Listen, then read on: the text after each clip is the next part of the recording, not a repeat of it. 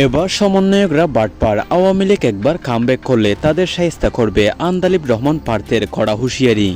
বিএনপির যুগ্ম মহাসচিব ও সাবেক ছাত্রনেতা আন্দালিব রহমান পার্থ আজ জাতীয় নাগরিক পার্টি অর্থাৎ এনসিপির সমন্বয়কদের বিরুদ্ধে তীব্র কটাক্ষ করে এক চাঞ্চল্যকর বক্তব্য দিয়েছেন।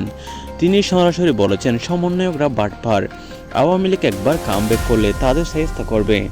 আন্দালিব রহমান পার্থ আরও বলেন, যারা জুলাই আন্দোলনের নাম করে দেশের সঙ্গে প্রতারণা করেছে, জনগণের রক্তের উপর দাঁড়িয়ে নিজেদের পকেট ভারী করেছে, তারা সত্যিকারের সমন্বয়ক নয়, এরা একটা বাটপার।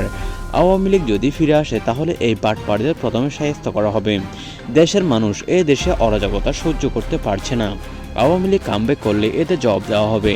রাস্তার, আদালতে, সব জায়গায় তার এই বক্তব্য রাজনৈতিক মহলে ব্যাপক আলোড়ন সৃষ্টি করেছে। যিনি বিএনপির একজন প্রভাবশালী নেতা, তার পক্ষ থেকে সমন্বয়কদের সরাসরি বাটপার বলে আখ্যায়িত করা এবং আওয়ামী লীগের প্রত্যাবর্তনের পর শায়েস্তা করার হুঁশিয়ারি অনেকের কাছে অপ্রত্যাশিত।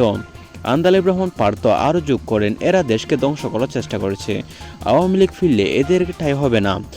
এদিকে জাতীয় নাগরিক পার্টি অর্থাৎ এনসিপি সমন্বয়ক নেতৃত্বের পক্ষ থেকে এখনও কোনো আনুষ্ঠানিক প্রতিক্রিয়া আসেনি। তবে সামাজিক যোগাযোগ মাধ্যমে নেটিজনদের মধ্যে আলোচনা চলছে। কেউ কেউ আন্দালিব রহমান পার্থের বক্তব্যকে সাহসী বলছেন, আবার কেউ কেউ এটাকে রাজনৈতিক প্রতিহিংসা বলে চালিয়ে দিচ্ছেন।